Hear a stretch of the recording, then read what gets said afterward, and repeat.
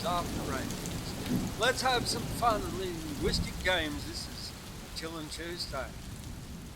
Keeping Australian poetry alive in 2025. Yes, it's the 22nd of April, 2025. And the weather. What's the weather? It's currently 10.8 degrees here in Gyra. We're heading for a minimum of 7 overnight, and tomorrow's maximum will be 15. They are saying that there is going to be a little bit of wind picking up around about 2-3 o'clock in the afternoon, and getting windier overnight until tomorrow or Thursday, where there'll be the wind will be easing, and there might even be a shower or two on Thursday.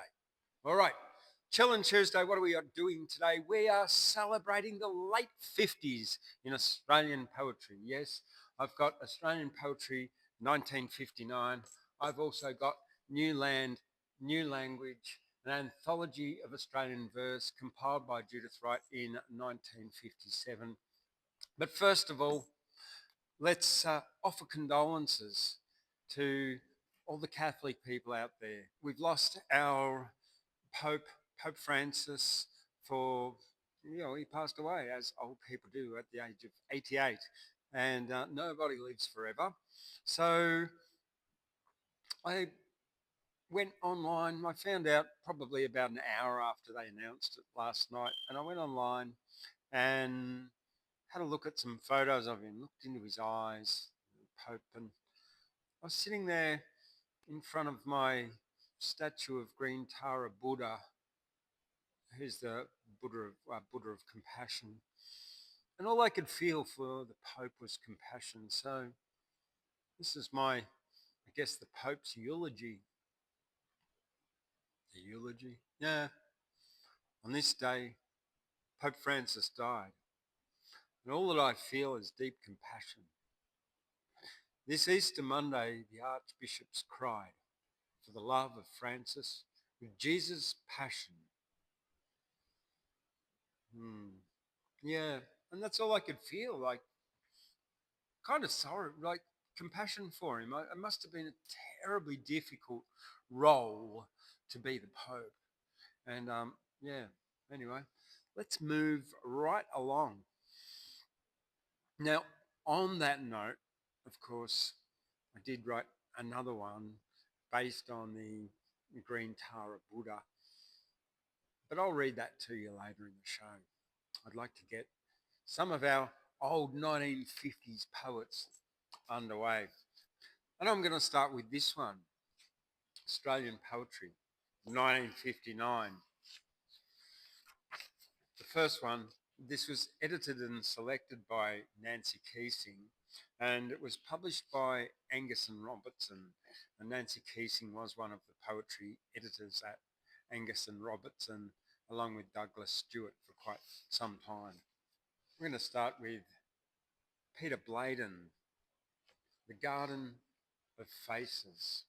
I pass a garden where faces grimace from grass, deep, dim places, where bric-a-brac heroes trick back time to an age of knick-knack, mute singers whose song can't master even the peal of plaster, and prophets whose proud hope lingers blunt as their broken fingers. I peer at fountainhead sporting, arch lovers parchedly courting, at soldiers with rattling lances, battling the wind's advances, where beauty, trust, lust and duty rust and destroy their booty. The cast of an age, its moment mocked in this base bestowment. I pause, and though faces jape me, wonder and import escape me. For now, with returning rigours, time transforms, time transfigures, bewildering the plaster gravity, seeds burst in every cavity, the green hands that swirl them under. These move my wake of wonder. So a little bit about Peter Bladen. He was an Australian poet born in Perth and educated at the University of Western Australia and the University of Melbourne. And there's not really a lot about him on Wikipedia. So he travelled extensively through Australia, working in the 60s, 1960s as a journalist and writer, including writing for the Mavis Bramston show. In the 80s, he moved to Turkey, where he became a Muslim and took the name Yusuf Bladen Pryor. His first book, The Old Ladies at Newington, won the Commonwealth Jubilee Literary Prize. His books are The Old Ladies at Newington, 1953, Masque for a Modern Minstrel, 1962, and Mille Fleurs as Yusuf Bladen Pryor in 2000. He died in 2001 at the age of 79, 78. The next one I've got for you is by Bruce Brever, who was born in February 1928, and he died in 2004 in February. So he was born on the 14th of February and died on the 17th of February in 2004, aged 76. Some of his books include Letters to Live Poets, Selected Poems, Headlands, Prose Sketches, As It Was, Anima, and Other Poems. Bruce Beaver, On the Rocks. Old people coming apart at the seams, old men with their hernias and harmless dreams, of the tastes of food and drink before the whalebone, corset, surfaced and swim off with their harpoons, before the gold rush stopped dead in its tracks, and the little lady with the scales had them on their backs, flaying and laying them out to dry in the sun, undoing them until they were undone. Old age starving at the government's expense, old women nursing death, and the swaddled evidence of 7 major ops conceived long after the girl play and the grubby sons and daughters in Saturday morning yards and under Monday's washing, after the lapse of Valentine or wishing, gone down the drain of time with sweat and tears and the washing up waters of the years. Old men and women forgetting to be human, relaxing or stiffening into the personal ruin of bird, beast, reptile and insect semblance, some even into cans and tombs of remembrance, some creaking, ring-barked, waiting the lightning's axe, others withering into dusty lavender sacks, or tired petals pressed between stained pages, forgiving their potent betrayers and the young men's rages. On the Rocks by Bruce Beaver.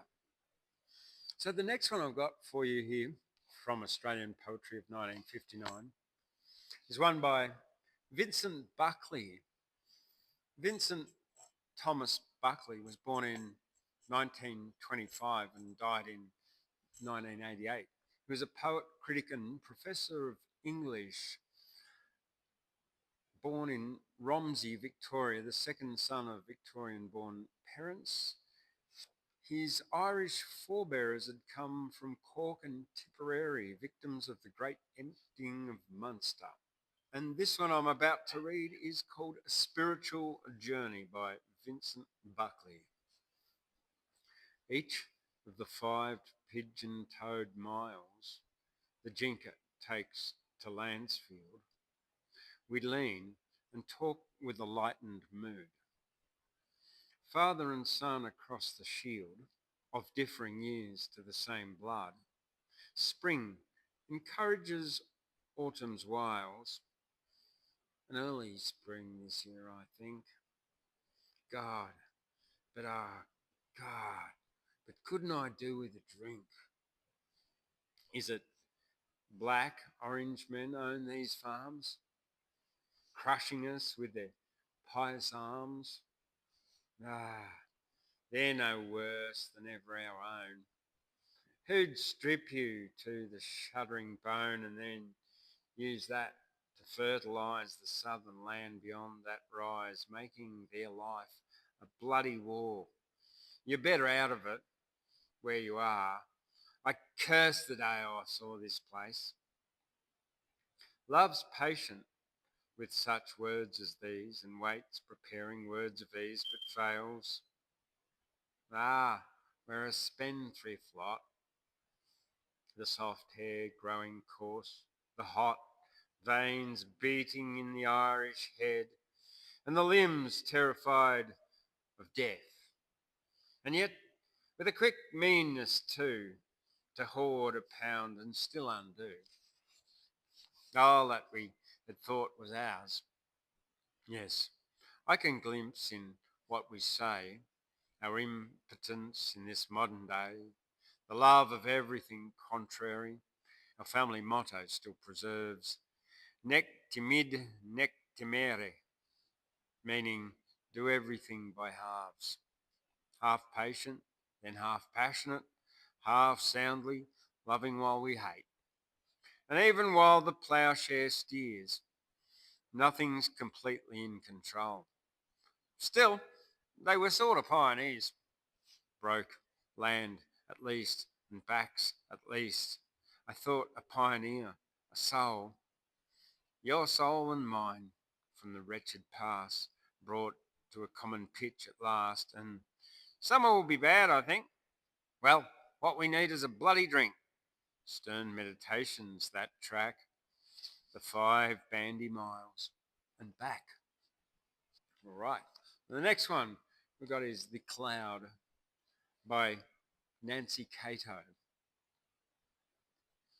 One last cloud pointing to lost dreams below the horizon, never to be refound.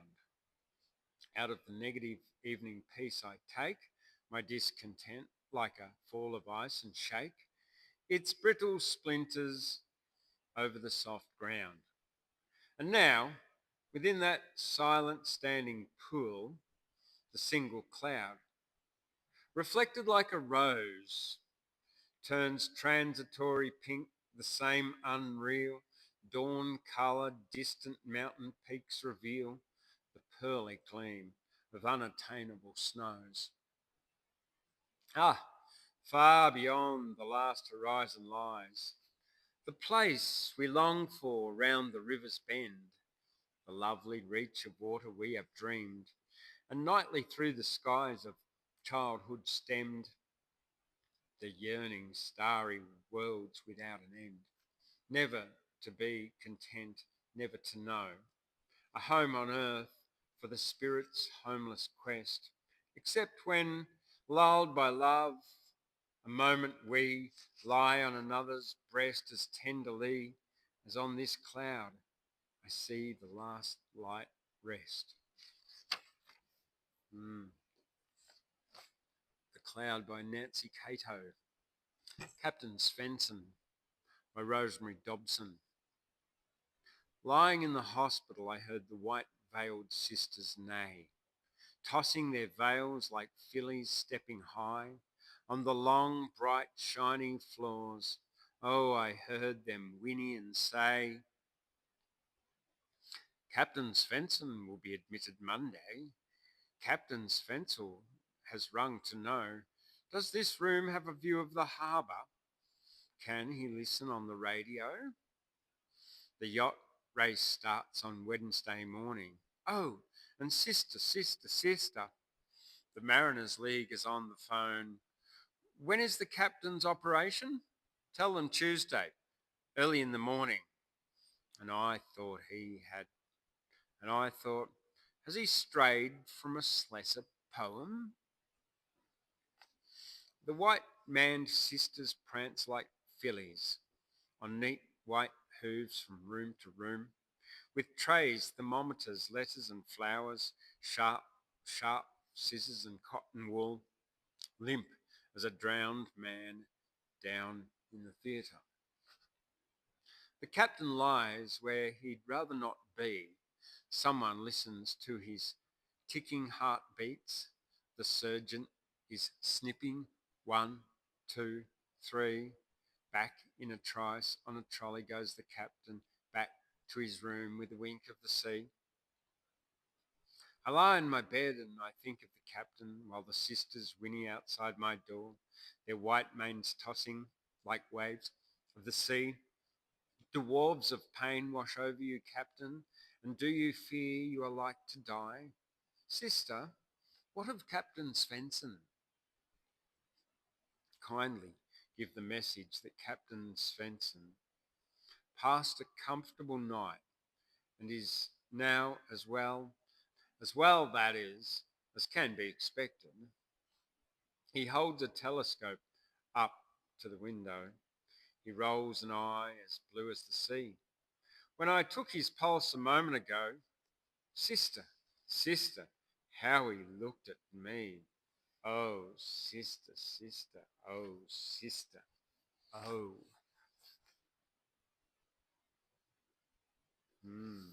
That was Rosemary Dobson's Captain Svensen. Here we go. The Man from Strathbogie by Mary Finnin. Kelly on a mountain, beating on a drum, thundering down Strathbogie, bringing brumbies home. Kelly is the clouded night, the white face in the rain, seeking a late candle, set to window pane. The stranger in the shadow of the last campfire, silent as a snow gum, burdened with desire.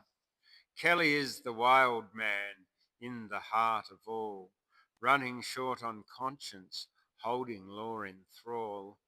The apocalyptic horseman twixt moonlight and the day, who rides through gold to murder, to quicklime and to clay. The Man from Strathbogie by Mary Finnin.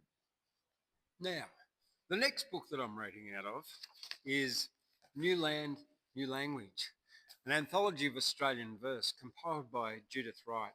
This was compiled in 1957, and it does have some of the older verse from some of our early poets.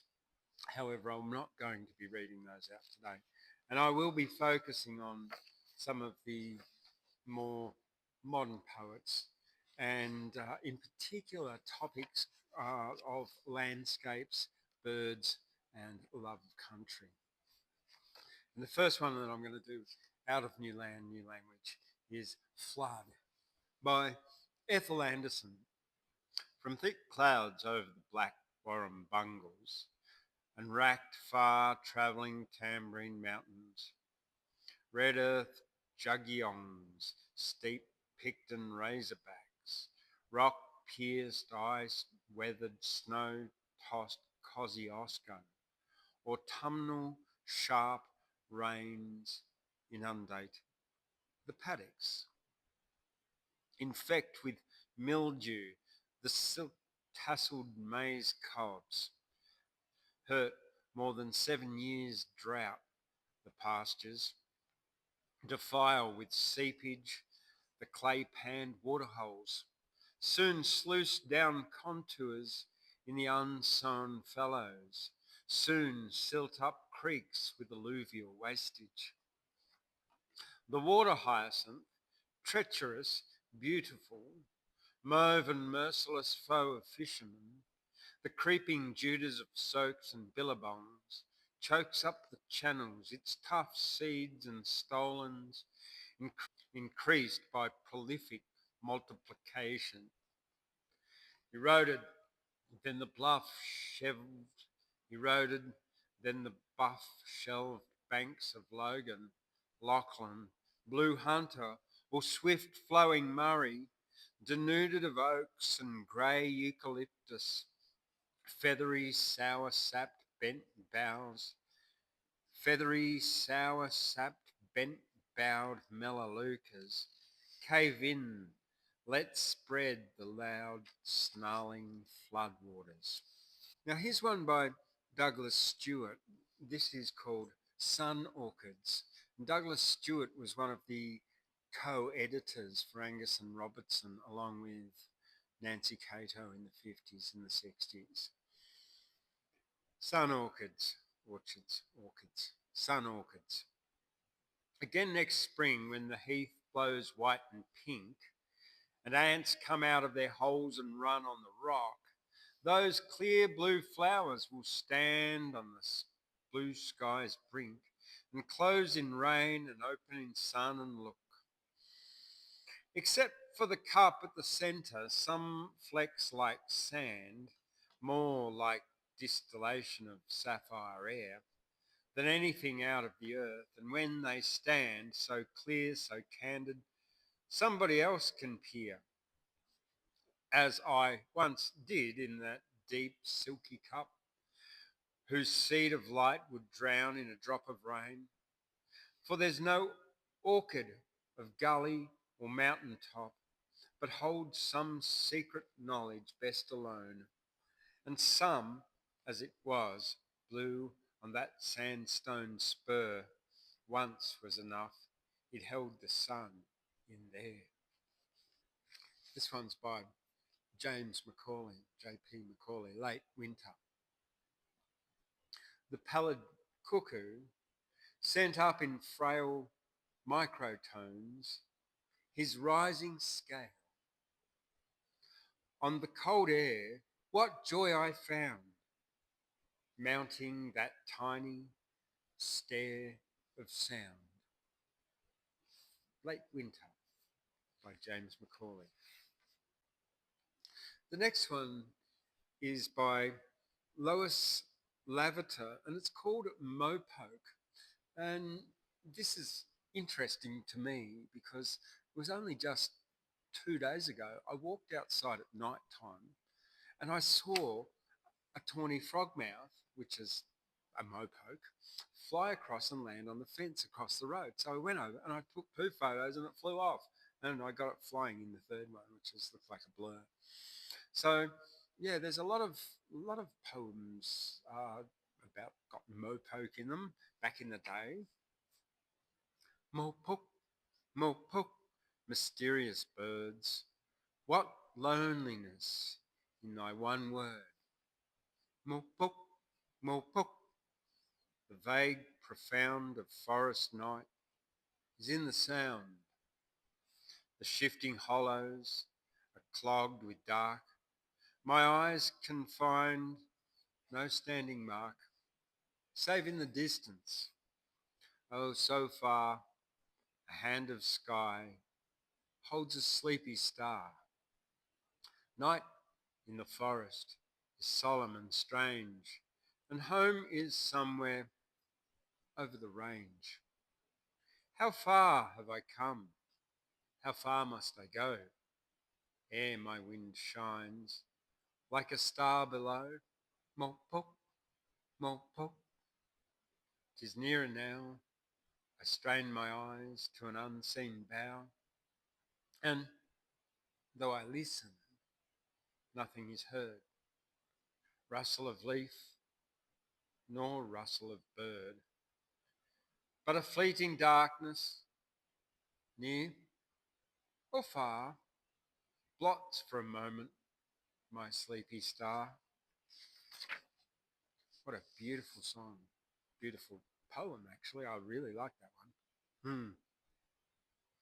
And the last one by Brian Vrepont, Songbird. Listen, my August bird, is in that tree, the cotton tree, nippled with yellow buds, the reed warbler, have you heard? You will not see him though he flood the tree with melancholy.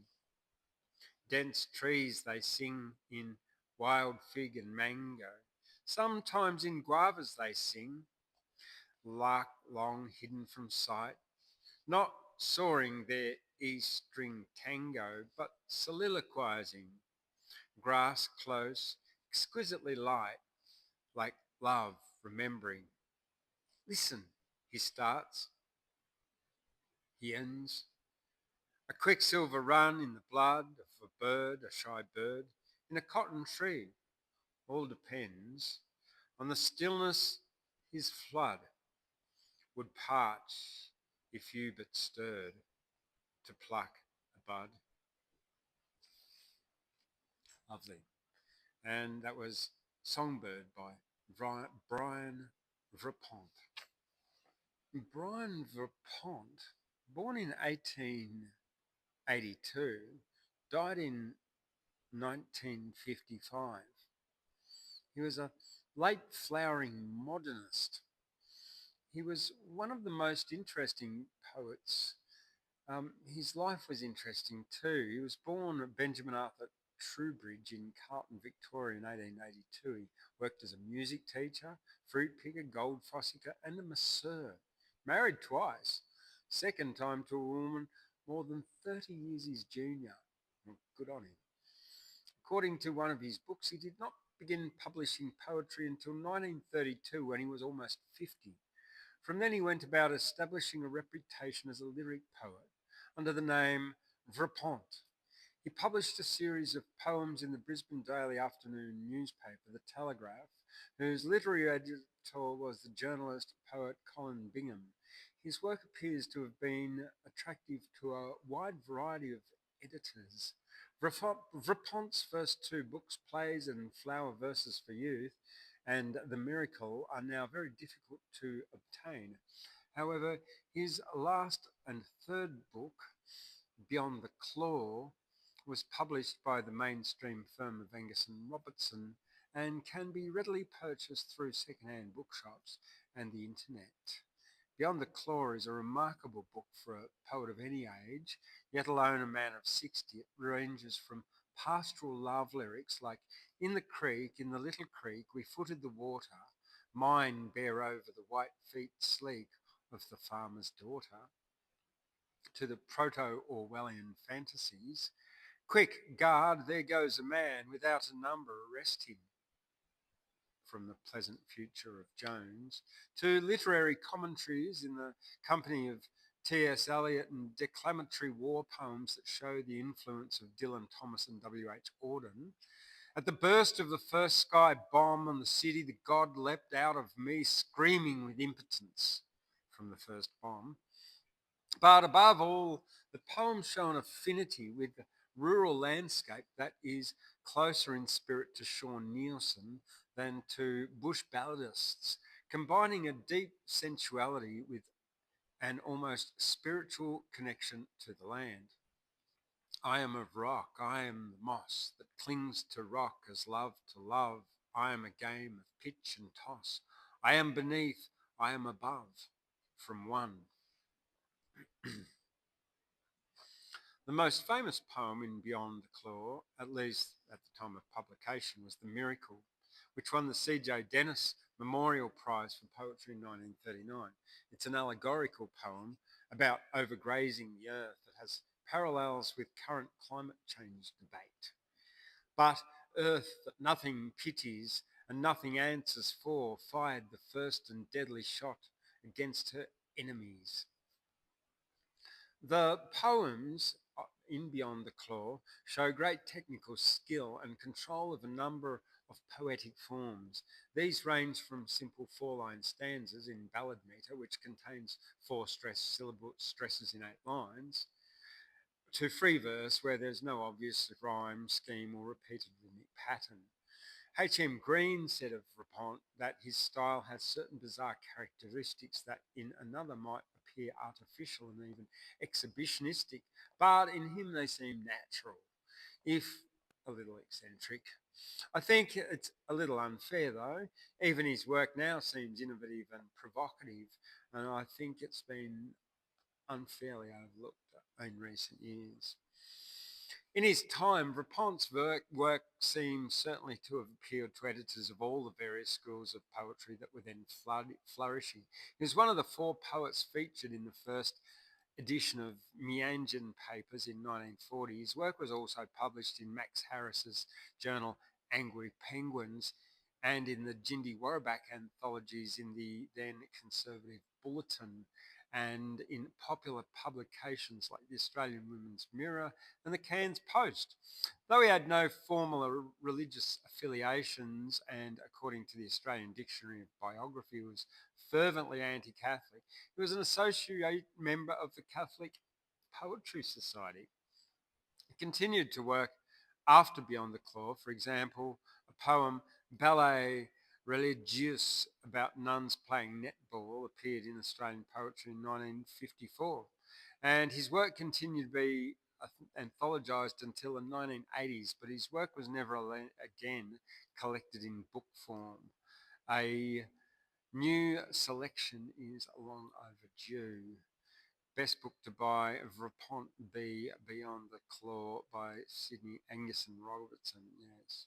Okay, well, maybe I could publish that. Anyway, Brian Vrepont, one of our dead poets and ought to be celebrated. Look, I'm Thundercloud. I've got one more for you tonight, and it's one that I wrote this morning. I was, again, in my meditation, looking at Green Tara Buddha, and I was listening to the Green Tara mantra, which is Om Tara Tu Tare Ture Soha. And so, because I've been recently studying Buddhism, and in particular the Four Noble Truths of Buddhism, which is that, well, everyone suffers, and suffering can be alleviated. The cause of suffering is attachment and desire, or craving, being stuck in a way of thinking. Suffering can be alleviated by following the Eightfold Path of Buddhism. Anyway, I don't have time to go into that, but here we go. We've got the scientist. Abracadabra. Ding! He was a mad scientist who was really a magician with an Om Tare Tu Tare Ture Soha. He wrote poetry, recited it to anyone who'd listen, and wandered here and there, and he travelled very far. Wrote about compassion and human suffering with an Om Tare Tu Tare Ture Soha. How attachment to an outcome is a painful thing. Chose to reincarnate to guide others out of samsara. In the subtle quantum field of night, he'd sing out a spell with an Om Tare Tu Tare Ture Soha, bestowing auspicious virtue on the world and wishing well, dispelling darkness near and far, Rabji Ma. Destroying mighty demons, wrathful expression on his face with an Om Tare Tu Tare Ture Soha. Dispelling sorrow near and far, all about the place, bringing rejoicing, Drolma Jigten Wang Chugma. A yogi and magician, he was a joyous one, with an Om Tare Tu Tare Ture Soha. He spoke the 10 syllables, rescued with the letter hung, removing all obstructions, Drolma Jigten Gyalma. Giving joy and strength, protecting all from fears, with an Om Tare Tu Tare Ture Soha. Dispelling disputes and sorrows, victory over tears, Drolma Jigje Chenmo, Drolma Yulama. And that's it. Ding! Boom! I'm Thundercloud. Bing! Washing away the garbage, leaving rainbows after rains. You've been listening to Chillin Tuesday. My name's James. Something like that. All right. Well, I'll catch you tomorrow night. Hey, don't forget, click on the like button. Give it a thumbs up. Subscribe while I'm at it. Yeah, while you're at it. While I'm just blah, blah, blahing. Why don't you give this a thumbs up and click on the subscribe so that you can stay tuned for more poetry from Australia, Australian poetry from the Australian Poetry Hall of Fame, and me, Thundercloud, here in Guyra. Yeah, it's amazing what you'll learn. Om Tare Tu Tare Ture Soha. Boom. See you later.